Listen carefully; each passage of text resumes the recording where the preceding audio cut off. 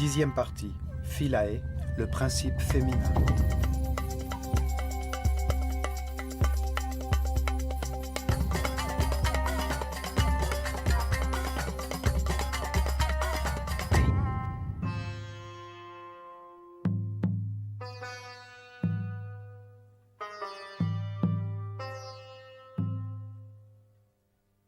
Tout en profitant des abords de l'île de Philae, consacrée depuis des temps anciens au culte d'Isis, la force féminine, qui éveille la spiritualité dans la conscience humaine, nous découvrirons comment la femme occupait une position privilégiée au sein de la hiérarchie égyptienne.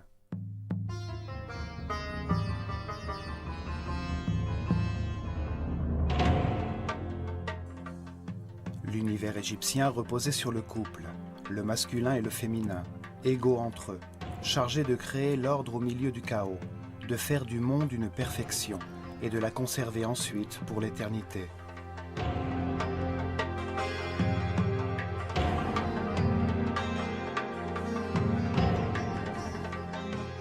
Les prêtres de l'œil d'Horus enseignaient aux hommes que le Dieu unique, présent en toutes choses, était constitué d'une partie masculine, la sagesse à l'information parfaite, et une partie féminine, l'homogène substance à l'amour infini.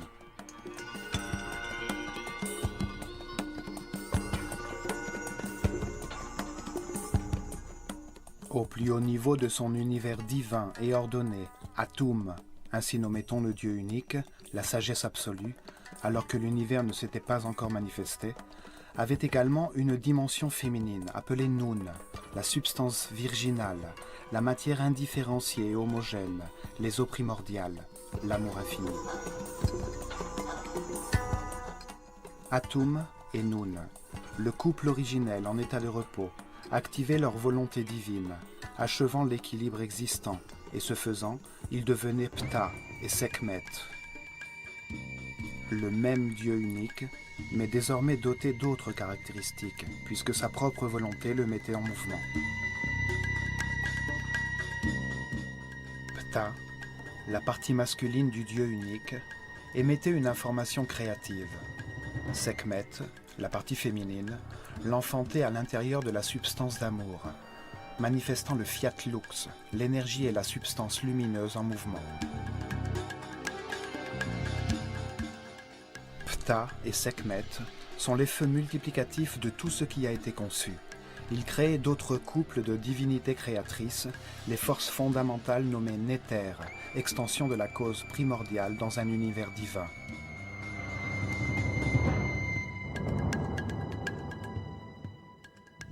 L'action de ce feu sur lui-même, sur la substance amniotique originelle, générait Tefnut, l'évaporation humide, et Shu, l'air en mouvement.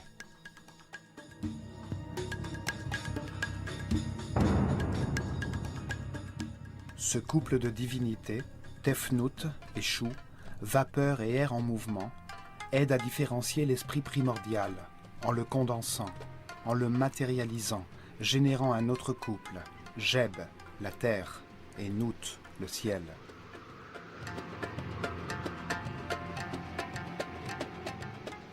C'est ainsi que furent créés les mondes de l'espace, le royaume minéral, sous forme de soleil et de planètes, les systèmes solaires et les galaxies.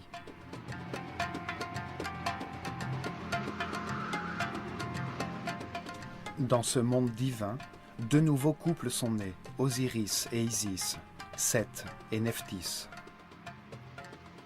Ces deux couples de forces fondamentales étaient chargés du processus d'évolution de toutes les formes matérielles de l'univers. Leur but était de les transmuer à nouveau en esprit.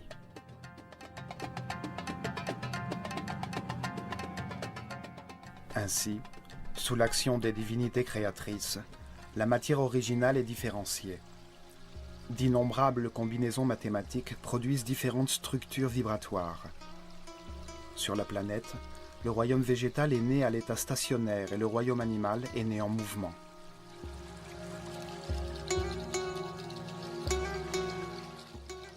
Puis, dans un autre acte créatif, le Dieu unique enfanta son Fils, la conscience de l'homme, un autre couple, humain cette fois, formé par un homme et une femme, ayant la capacité de se reproduire.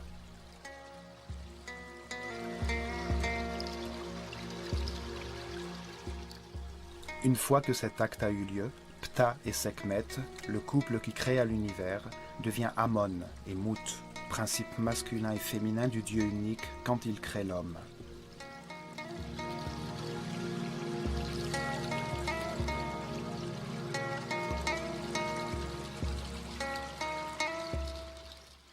Il le manifeste selon sa propre image, doué du pouvoir de créer dans son esprit, de modeler, de bâtir. Il donne aux hommes le libre arbitre afin que, comprenant les conséquences de leurs décisions, ils acquièrent la sagesse selon un processus d'évolution qui s'opère au gré de nombreuses vies.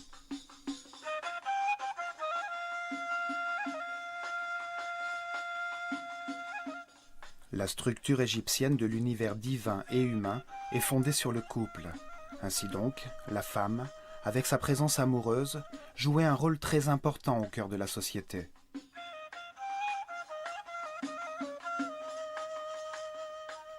Depuis la reine d'Égypte qui donne naissance au pharaon, aux prêtresses vouées au culte d'Isis et d'Hathor, jusqu'à la mère de l'humble travailleur, elles étaient respectées et considérées à l'égal des hommes.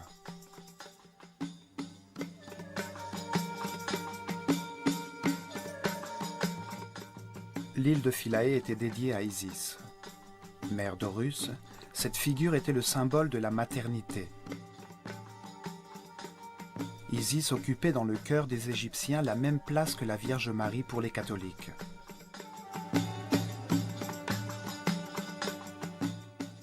Depuis des milliers d'années, des centaines de statues à son effigie ont survécu. Nombre d'entre elles la représentent accordant sa protection et son amour maternel au nouveau-né Horus, dans une position où un catholique identifierait la mère de Jésus.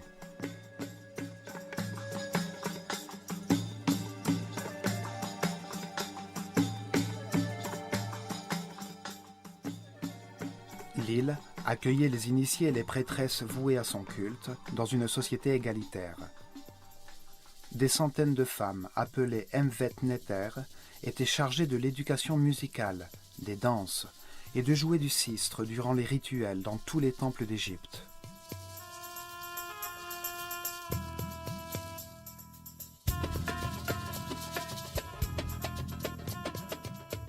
Isis est la personnification de la maternité dévouée, de la fidélité et de la délicatesse féminine. Isis nourrit la substance, les émotions supérieures, l'extase, l'intuition qui permet, grâce à la confiance et l'amour, la gestation d'Horus, incarnation de la conscience immortelle et constante. Isis est la force qui conduit l'homme vers la spiritualité à travers ses réincarnations, alors qu'il abandonne peu à peu sa dimension animale et devient un être sage, respectueux et flexible, né à la conscience permanente, symbolisé par Horus, fils immortel d'Isis.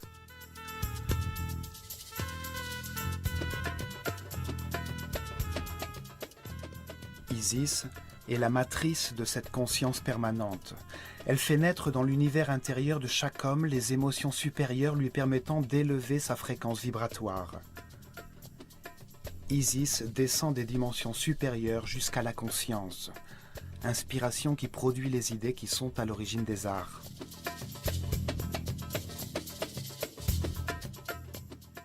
Isis pousse à la recherche et reconnaissance de Dieu.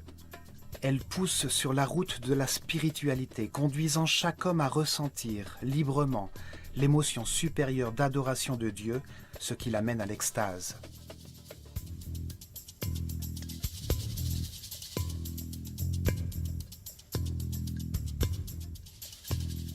L'île de Philae était dédiée à cette force matérielle de l'univers. Une île de granit au milieu du Nil, située après les premières chutes d'eau du nord de la Nubie, à la frontière des royaumes d'Égypte et de Couchita.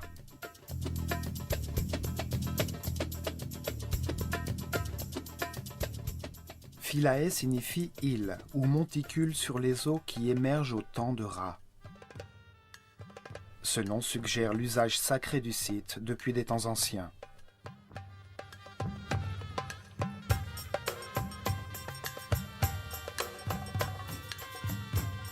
Durant des milliers d'années, Les magnifiques temples qui étaient situés là avaient pour fonction de favoriser la culture, l'art et la religion égyptienne vers la Nubie et le Soudan.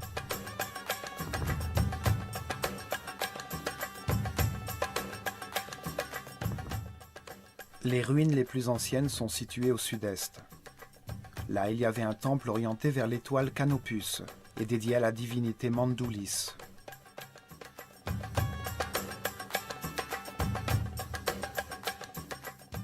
Le temple fut détruit au cours de l'une des guerres antiques entre Égyptiens et Nubiens. À côté des ruines, les Nubiens construisirent un autre temple dédié à Arens Nufis. C'est ainsi qu'ils appelaient Osiris, le compagnon d'Isis.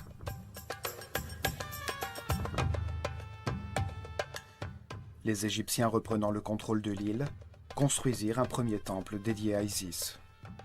En 1250 avant Jésus-Christ, Ramsès II laissa une stèle sur laquelle il assurait avoir fait reconstruire le temple.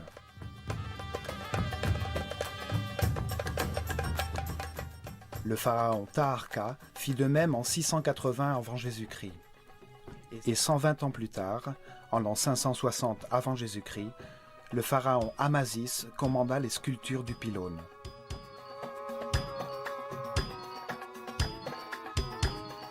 « 300 ans plus tard, Nectanebo construisit un temple situé à l'angle sud de l'île. En l'an 250 avant Jésus-Christ, les pharaons ptolémaïques, successeurs d'Alexandre le Grand, décident de réorienter l'axe du temple de 21 degrés, afin de le recadrer sur l'étoile de Canopus qui s'était déplacée avec le mouvement du système solaire.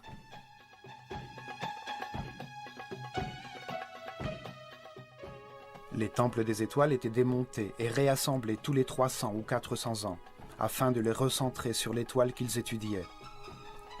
Le mouvement du système solaire faisait sortir l'étoile des limites marquées par le pylône.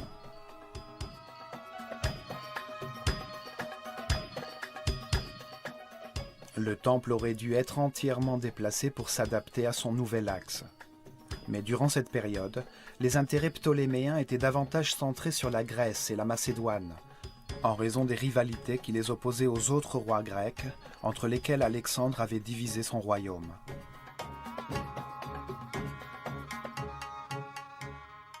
De plus, le fait que le temple soit situé sur une île rendait le travail plus difficile. C'est pourquoi ils décidèrent de construire un temple plus petit, avec un second pylône qui encadrerait la voûte céleste de façon adéquate, sans modifier le temple original.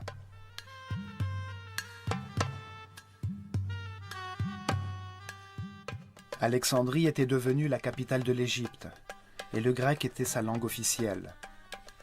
En l'an 31 avant Jésus-Christ, Cléopâtre VII fut vaincue durant la bataille d'Actium, et suite à son suicide, l'Égypte tomba entre les mains d'Octave, qui devint Auguste, le premier empereur romain. Les empereurs romains construisirent d'autres temples sur Philae. Trajan entama la construction d'un temple qui ne fut jamais achevé. Ses chapiteaux striés représentaient des feuilles de papyrus, au-dessus desquelles reposent encore des cubes de pierre jamais décorés comme l'exigeait pourtant la tradition.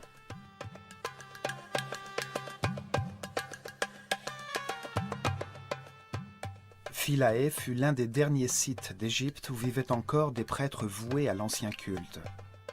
C'est à partir de ce moment-là qu'apparaissent les sectes gnostiques, connues plus tard sous les noms de Rose-Croix, franc-maçonnerie ou ordre des Illuminati, et qui conserveraient le secret du savoir égyptien. En 553 après Jésus-Christ, l'île, un des derniers bastions du paganisme égyptien, fut dédiée à saint Stéphane et à la Vierge Marie par décret de l'empereur Justinien.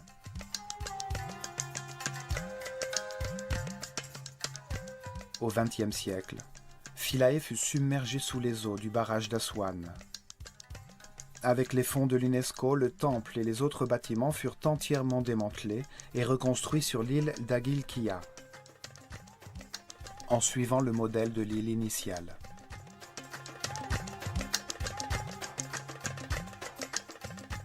Le temple fut orienté dans la même direction que le temple original.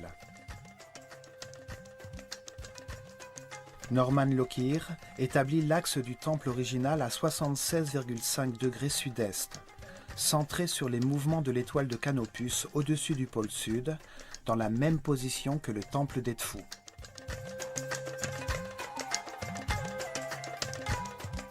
Initialement, les deux tours du pylône étaient placées à 15 degrés au-dessus de l'horizon sur Canopus, qui fut durant des milliers d'années l'étoile polaire du Sud. Cette position confirme à nouveau que tous les temples d'Égypte étaient orientés vers une étoile ou le soleil.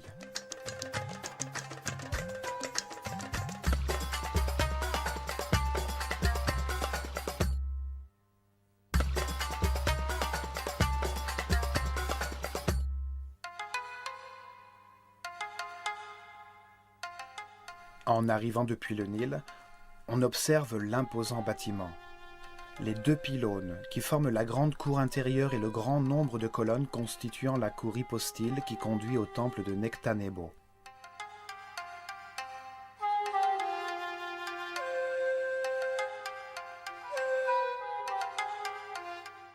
La grande cour extérieure adopte une forme trapézoïdale, grâce à 32 colonnes disposées sur deux rangées et construites dans un angle qui s'ouvre sur le temple.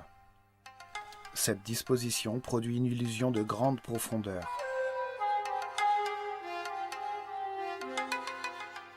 Les colonnes et un très long mur qui présente à distance régulière une série de fenêtres donnant sur le Nil forment un passage sombre.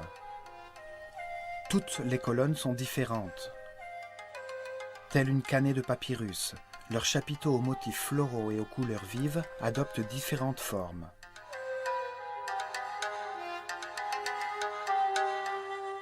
Les femmes étaient initiées pour devenir prêtresses dans les temples consacrés au culte des divinités féminines, telles qu'Isis ou Hathor. Là, elles formaient celles qui seraient chargées de la musique et des danses, qui accompagnaient les rituels de toute l'Égypte.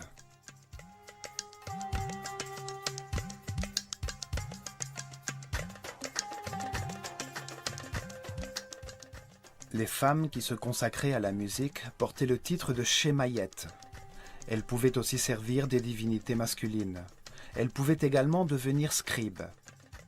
Elles étaient chargées de jouer du sistre, dont les sonorités pacifiaient les divinités et permettaient à l'esprit humain de trouver l'apaisement.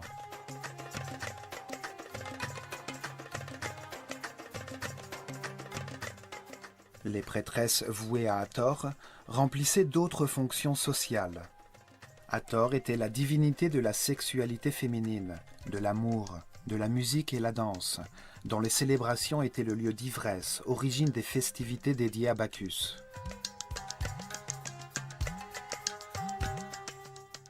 Ces prêtresses apportaient la fertilité et enseignaient aux hommes qui allaient se marier l'art de l'amour, afin de satisfaire leur future épouse.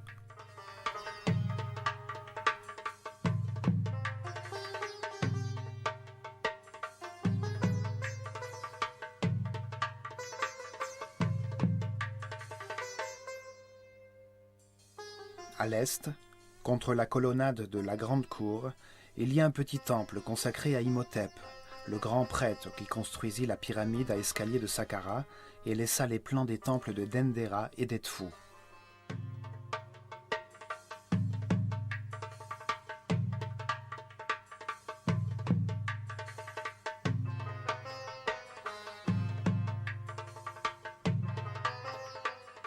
Sur le premier pylône, comme dans de nombreux temples, on retrouve la figure du pharaon gravée dans la pierre. Dans ce cas précis, il s'agit de Ptolémée XII, qui frappa de sa canne les 9 célèbres ennemis d'Égypte.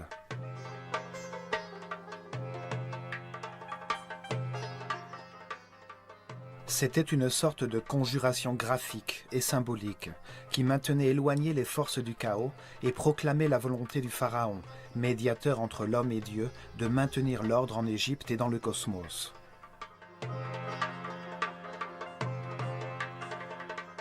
La confrontation de l'ordre et du chaos est un exemple du principe de dualité selon lequel les Égyptiens concevaient l'univers.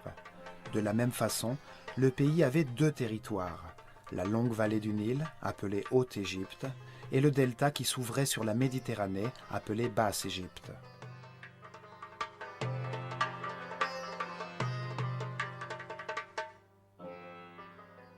Le pharaon unifiait cette dualité. Il portait 2 couronnes qui témoignaient de son contrôle sur les 2 territoires. De la même façon, il unifiait l'humain au divin. Son corps était le moule contenant le Karéal, un esprit chargé d'Égypte, et qui se réincarnait de pharaon en pharaon.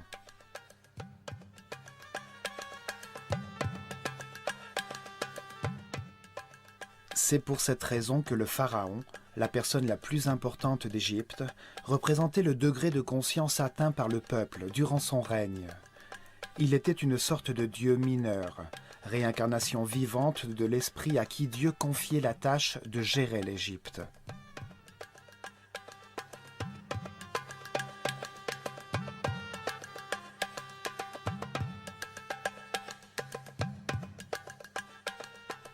Le nouveau pylône avait 2 mâts où flottaient 2 oriflammes.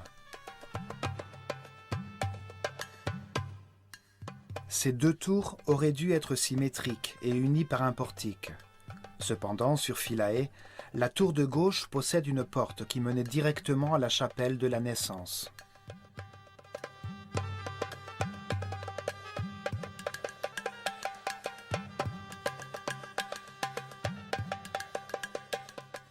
Plus tard, sous la domination romaine, un portique fut adossé au premier pylône.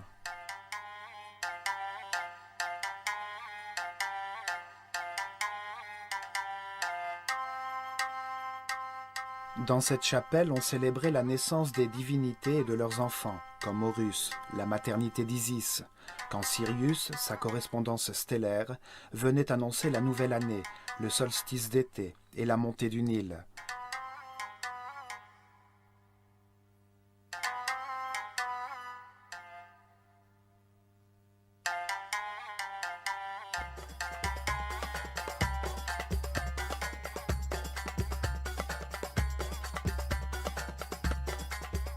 La chapelle de la naissance, avec ses colonnes atoriques, remplaça le temple principal en tant qu'observatoire astronomique à une époque précédant la construction par les Romains des colonnades qui donnent à la cour sa forme trapézoïdale.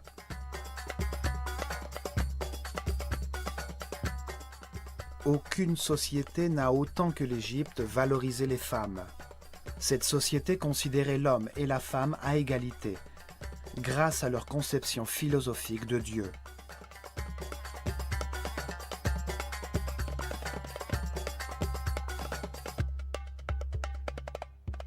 Les femmes avaient les mêmes droits que les hommes à posséder de la terre, acheter, vendre ou entreprendre des actions légales.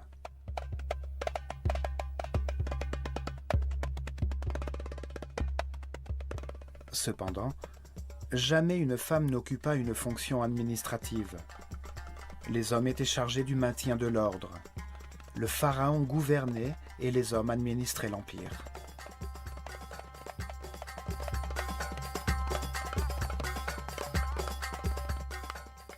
Il existe une légende qui affirme que le droit au trône était transmis par la lignée féminine, la princesse royale, héritière légale du trône. L'homme qu'elle choisissait comme époux devenait le pharaon régnant.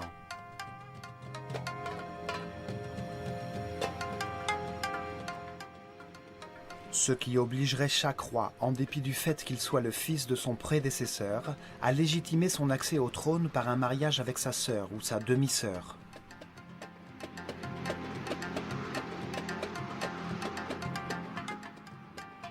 Cependant, aucune lignée directe d'héritiers ne confirme cette légende. On sait que les pharaons étaient polygames, et les principales femmes de Thoutmôsis III, Amenhotep II et III, n'étaient pas issues de familles royales.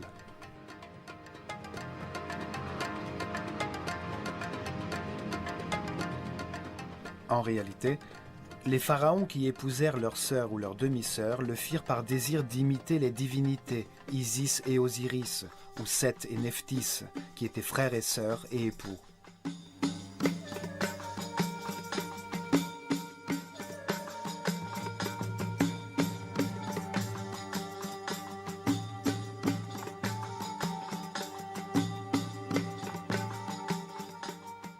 En épousant sa sœur ou sa fille, le pharaon se différenciait de ses sujets, qui ne se mariaient jamais ainsi, Il se positionnait lui-même au niveau des divinités, réaffirmant son droit divin à régner. Une femme pharaon n'était pas une option courante. La pharaone Hatshepsut accéda au trône en tant que régente de son demi-fils Thoutmôsis III, fils de son mari et demi-frère Thoutmôsis II et d'une autre femme. Une fois au pouvoir, elle s'habilla comme un homme et adopta le pouvoir du pharaon.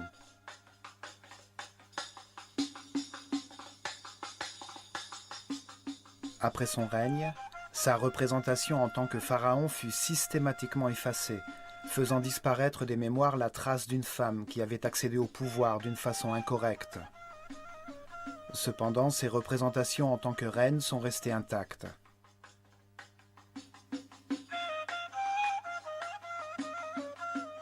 À 4 occasions seulement, sur 300 règnes, des femmes devinrent pharaons, et ce durant une courte période, pour des raisons qui sortaient de l'ordinaire. Il s'agissait de l'ultime recours de leur famille pour tenter de maintenir l'ordre.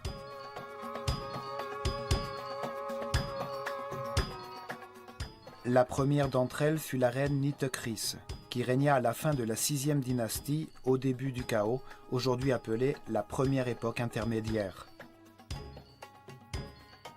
La seconde fut Sebeknefrou, à la fin de la 12e dynastie.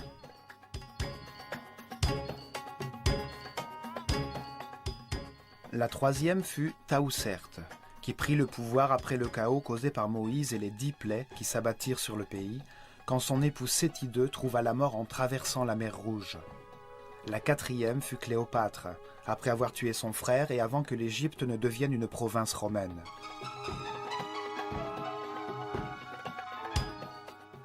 Toutes étaient reines d'Égypte suite à leur mariage avec le pharaon, et elles accédèrent au trône quand ils moururent dans des circonstances extraordinaires.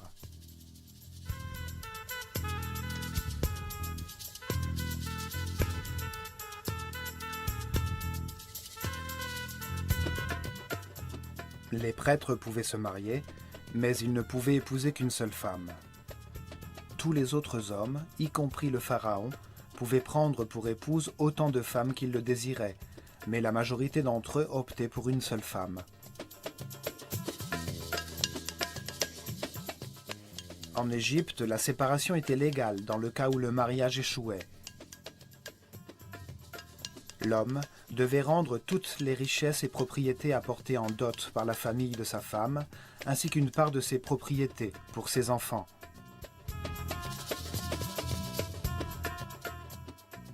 Pour cela, il devait juste prononcer devant les témoins des deux familles et le prêtre du temple qui était le sien la formule suivante. En ma qualité de mari ou d'épouse, je me sépare de toi et je te quitte pour toujours. Je renonce à mon droit sur toi. Que la vie t'apporte un autre compagnon là où tu souhaites te rendre.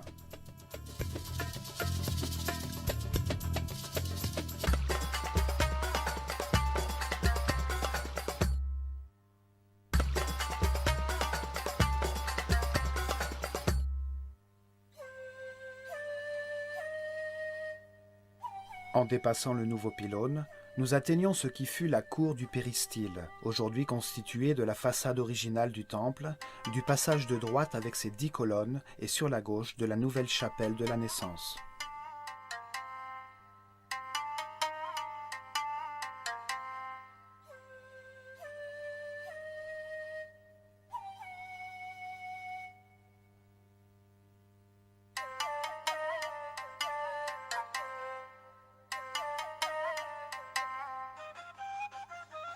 Dans cette cour, on découvre la stèle contenant le cartouche de Ptolémée et Cléopâtre qui permit à Champollion de déchiffrer le décret écrit en hiéroglyphes, en grec et en démotique sur la célèbre pierre de Rosette.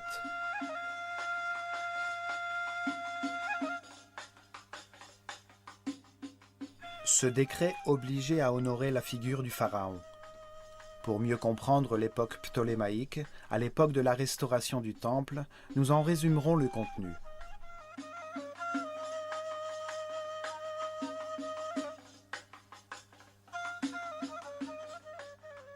Il est décrété que tous les temples d'Égypte doivent destiner, à côté des sanctuaires des dieux, un espace conservant une image en or du roi Ptolémée, l'adoré Ptah, dieu de l'épiphanie eucharistique, en face de laquelle devra être placée la figure de la principale divinité du temple qui lui remet l'arme de la victoire.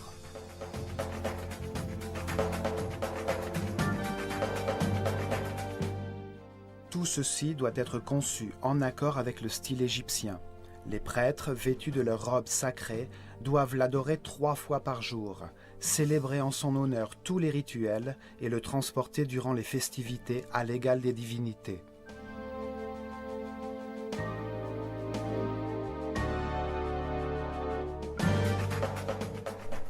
Pour les prêtres égyptiens, l'homme est un animal, même quand il peut consciemment contrôler les réflexes générés par son instinct.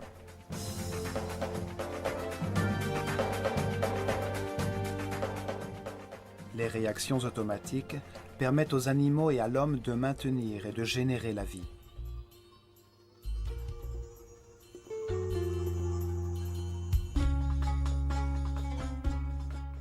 L'attirance envers le sexe opposé pousse à créer la vie. Les désirs sont un mécanisme naturel qui signale un manque auquel il faut répondre pour maintenir la vie.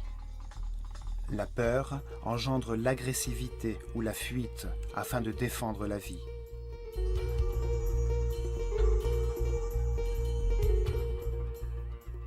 Les initiés apprenaient que les instincts primitifs limitaient l'accomplissement spirituel.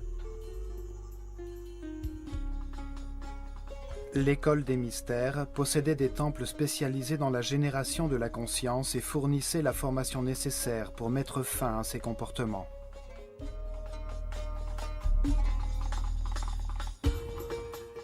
L'instinct d'agression était contrôlé dans des temples tels que celui de Komombo. Là-bas, la peur était anéantie par la reconnaissance du fait qu'il n'y avait rien dont on puisse avoir peur, que la mort n'était qu'un autre stade de la vie. On y enseignait que la peur consumait l'énergie vitale nécessaire pour parvenir à la paix intérieure.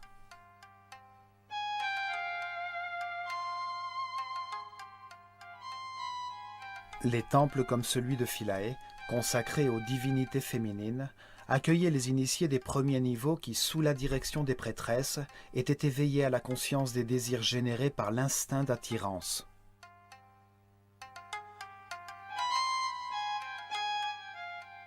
Le désir conduit l'homme à confondre besoin et attirance.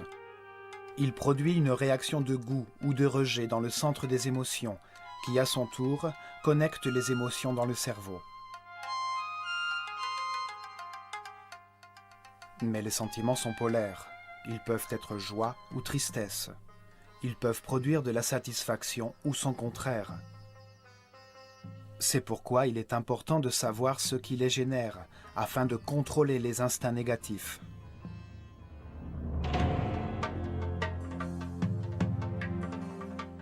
Les instincts négatifs provoquent l'apathie. Ils épuisent l'énergie vitale et asservissent l'homme à des vibrations de basse fréquence. Les Égyptiens croyaient que la voie de l'évolution commençait avec le contrôle des centres inférieurs, en rendant conscients les actes réflexes.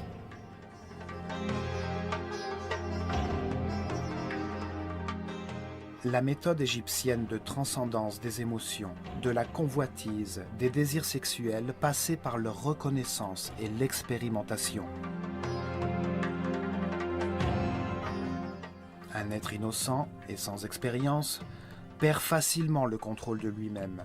Il est vulnérable aux circonstances inconnues et peut aisément sombrer dans la dépression.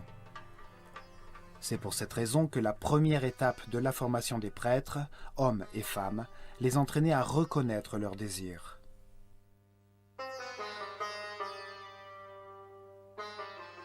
Ils apprenaient ainsi qu'en activant leurs centres inférieurs et leurs émotions dans l'amour et la compréhension, il en résultait pour l'esprit paix, bonheur et harmonie.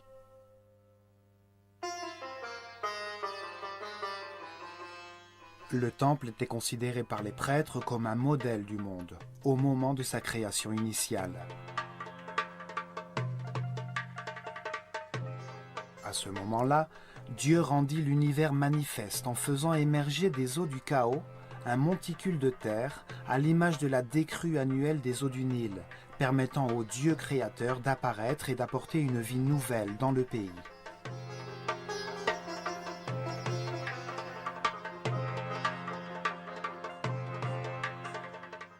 L'accès par un escalier fait du sanctuaire le mont de la création, où Isis, la déité du temple, se manifeste dans la statue qui la personnifie.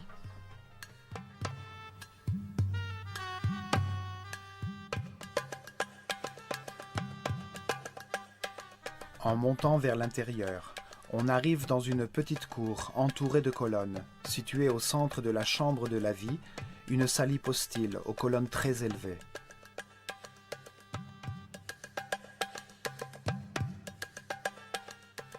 La salle hypostyle, face aux espaces intérieurs du temple, représente le panthéon de la montagne originale de la création, où poussent plantes et papyrus, symbolisés par les colonnes du temple.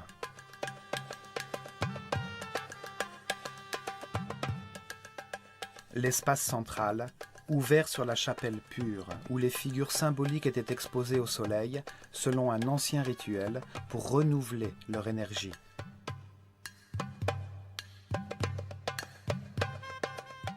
Là, on célébrait la bonté du soleil qui créait et soutenait le monde, pour renouer avec les forces créatrices qui conduisaient vers l'évolution.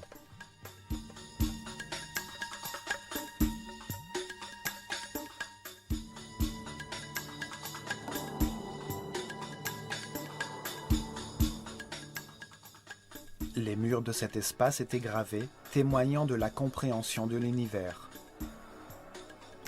On observe aussi de nombreuses gravures de croix cosmiques, les signes d'une philosophie nouvelle introduite en Égypte quand Philae devint une église catholique.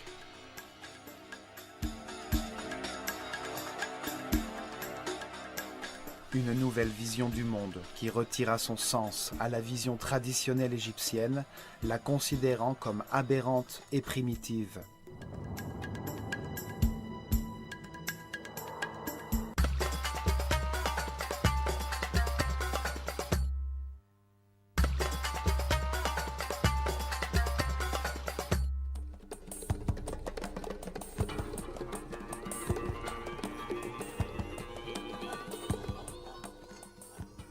La maison de la vie, ou Père Ankh, était l'endroit où les textes sacrés étaient écrits, copiés et conservés.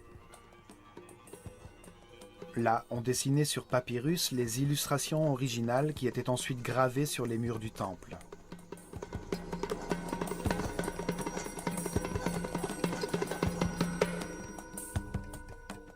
C'est également dans cette salle, présente dans chaque temple d'Égypte, qu'étaient préparées les copies du livre des morts, utilisées au cours des rites funéraires.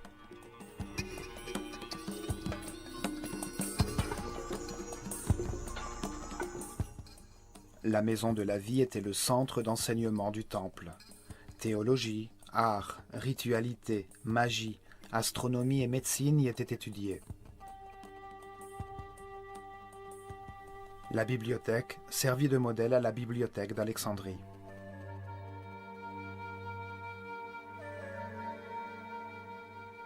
Dans cette salle, les prêtresses jouaient de la harpe. On entonnait les hymnes et créait les musiques qui accompagnaient tous les rites religieux. Les Égyptiens attribuaient à la musique une origine divine.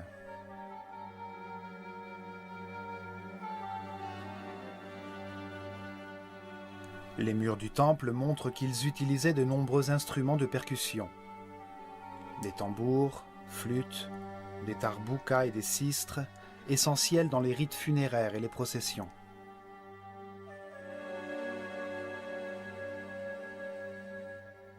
Les danses, musiques et chants stimulaient le créateur afin de maintenir la fertilité et d'éviter le retour du cosmos au chaos.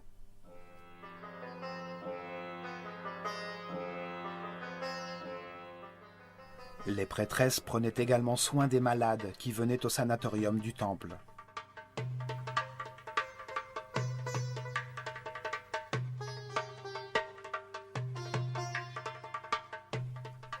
La musique était utilisée comme instrument de guérison spirituelle et matérielle, et les notes musicales servaient de mesure entre la terre et les planètes. Par leur danse, elles adoraient Dieu, force d'amour, le bonheur et la musique.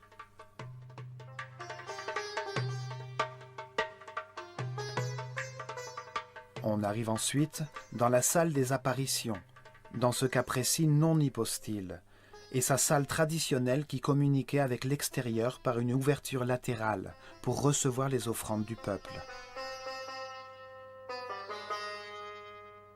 Ces murs retracent des scènes qui, comme dans tous les temples d'Égypte, n'ont pas d'arrière-plan.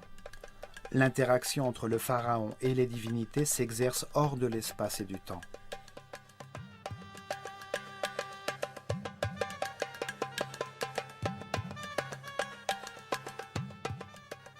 Le temple était la scène où se représentaient de manière dynamique divers rituels au milieu des sonorités musicales des voix et des instruments. La récitation des paroles rituelles, l'odeur de l'encens, était un hommage à la divinité pour obtenir son soutien dans la continuité de l'univers.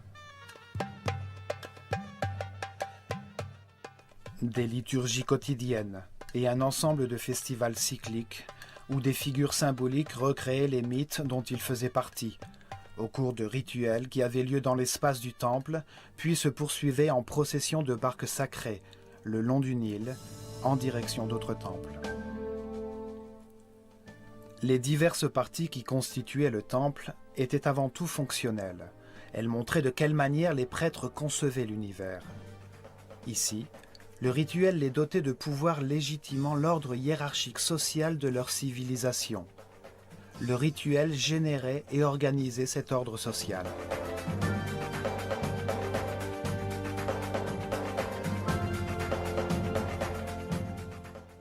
On accède ensuite à la chambre des offrandes.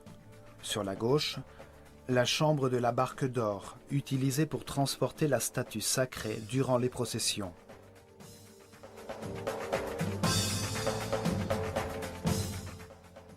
Depuis l'antichambre, un long escalier droit conduisait au toit du temple, où se déroulaient les cérémonies et d'où l'on observait le ciel.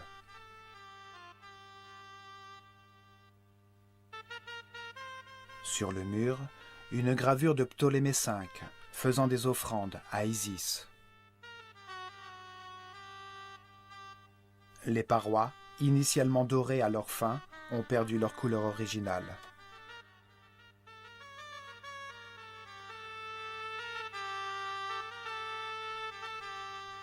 Dans le point central du temple se trouvait le sanctuaire d'Isis. Il abritait un autel de granit dans lequel se trouvait une représentation en or de la divinité. C'était la statue du culte qui, placée dans la barque d'or, sortait durant les processions et les rituels.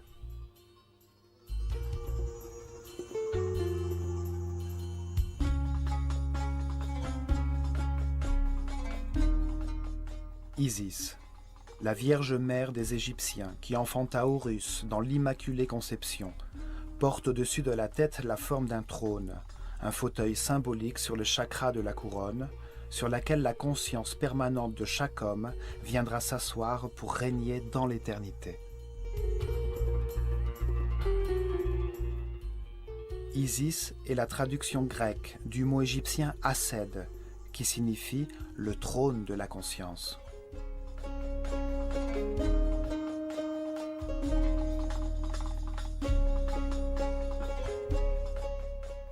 Elle a souvent été représentée avec un vautour au-dessus de la tête, sur lequel s'appuyaient des cornes de vache soutenant un disque d'or.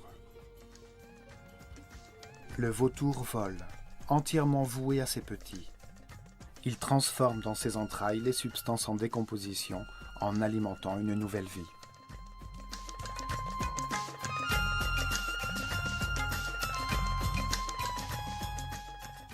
La vache, qui transforme la végétation en nourriture, était dans l'esprit des Égyptiens le symbole du principe nutritif.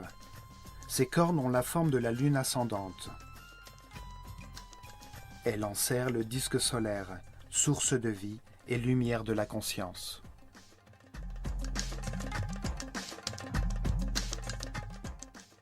Ce Ce sanctuaire était le symbole du respect des Égyptiens à l'égard de la maternité. Un respect basé sur la recherche de l'ordre et de l'équilibre. Il légitimait leur vision du monde. C'est ici que se trouvait le cœur spatial du rituel, la maison du divin où le pharaon et les grands prêtres interagissaient avec la déité en représentation de tous les hommes.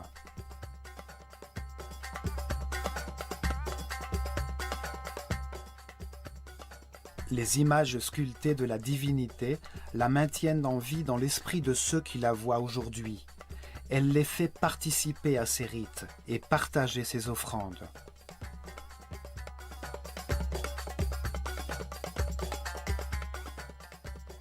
Voici l'héritage laissé par les anciens d'Égypte à la conscience de toute l'humanité. La vision d'un univers de dualité. Un lieu pour expérimenter les contrastes de polarité et comprendre la neutralité.